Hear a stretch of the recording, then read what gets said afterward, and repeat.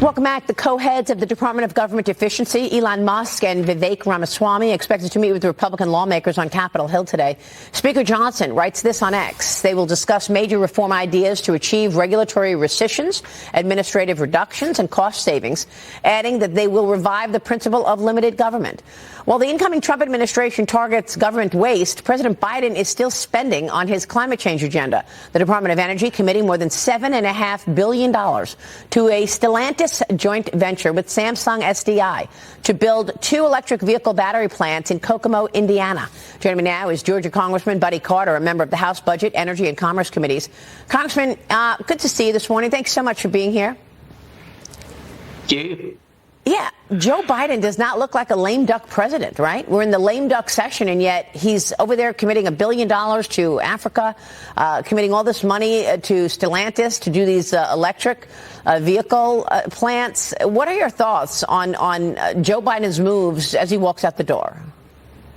Well, these kind of midnight loans and this kind of spending that he's doing in order to further his agenda and the agenda. This is what was overwhelmingly rejected by the voters just a month ago, and yet this president continues on his goal of trying to put forth the reforms that he wants to do that the American people have rejected. So, instead of being a lame duck president and letting President Trump implement his policies, then this president is just out of control. Well, I mean, look, clearly Joe Biden is going to do what Joe Biden wants to do, but it flies in the face of the efforts here to cut costs, right? I mean, you've got the Doge caucus in the Senate, a Doge caucus in the House, as well as Elon Musk and Vivek Ramaswamy looking under every rock to try to cut spending. I want to bring Jonathan Fahey in here because I know your priority is the border. What does immigration mean when it comes to cost cuts? Go ahead, Jonathan. Yeah, I mean, that's a good point. We're spending $150 billion a year on illegal immigration, both federal and state tax dollars. And Congressman Carter, I'd like to ask you, is there something Congress could do specifically with respect to sanctuary cities? And I know Laken Riley is something, in your state has affected you even more than others. And she is a direct result of Eric Adams' sanctuary city policies. But what can be done in terms of Congress defunding sanctuary cities, taking money from them? Or is there a consideration maybe in the SALT tax deduction, maybe not give that if they're not willing to scale back the sanctuary cities, because that would indirectly subsidize people that are thwarting ICE and their mission. What thoughts do you have on that? Well, certainly you make a great point, and don't underestimate what we will do, and we will make sure that they are adhering to the laws, and we're not going to tolerate this by the sanctuary cities. And yes, there will be a price to pay, and that price is going to be that we're going to implement policies to where they're not going to be able to get federal funds if they're not following the law. Now, look, what happened with Laken Riley should have never happened. She should still be with us here today, and we are going to remember that, and we remember it in the state of Georgia, and we will not forget. Well, look, I know that, the border is the priority, and it should be. We've watched the impact of the wide open border and unvetted individuals and crime and even murder, as you say, with Laken Riley at the hands of illegals. But now we understand insiders are telling me that incoming Senate Majority Leader John Thune will be pushing immediate legislation focusing on the border security and then energy production in the first 30 days of the new Congress. Sounds great, but investors and voters want the tax cuts extended. That's what they voted for, and the tax cuts extension will be pushed until later in the year. Congressman, how difficult is it going to be to do 2 separate reconciliations? Is that what you all are planning? Different reconciliations? Because we know you can't get the tax cuts extended without a reconciliation, right? Exactly, and we've got to have the tax cuts extended. If we don't get the tax cuts extended, then we're looking at a 20% increase to the average Georgian in their price and their taxes, and they can ill afford that now with the cost of living being what it is. So yes, extending the Tax Cuts and Jobs Act is a high priority for us. Now, I'm not necessarily opposed to 2 different reconciliations. I'd like to know more about what the Senate is proposing here, because it may work that way, and if we can do that, then certainly I'd be welcoming it. Well, okay, so the tax cuts expire at the end of 25. So I guess maybe the thinking is you have time for that. Because my issue here is why is it all the way at the end of 25?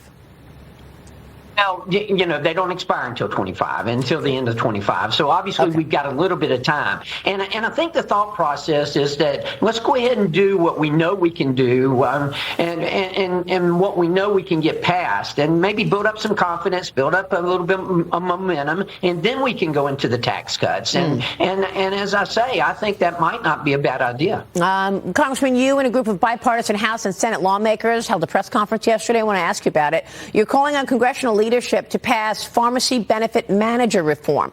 The National Association of Manufacturers is backing the effort. They say underregulated middlemen drive up the cost of health care for manufacturers and workers. We know that the prices skyrocket in healthcare. And I'll tell you, I don't even know how they come up with prices for pharmaceutical drugs anymore. I mean, I remember I went to the pharmacy to pick up some stuff from my mom.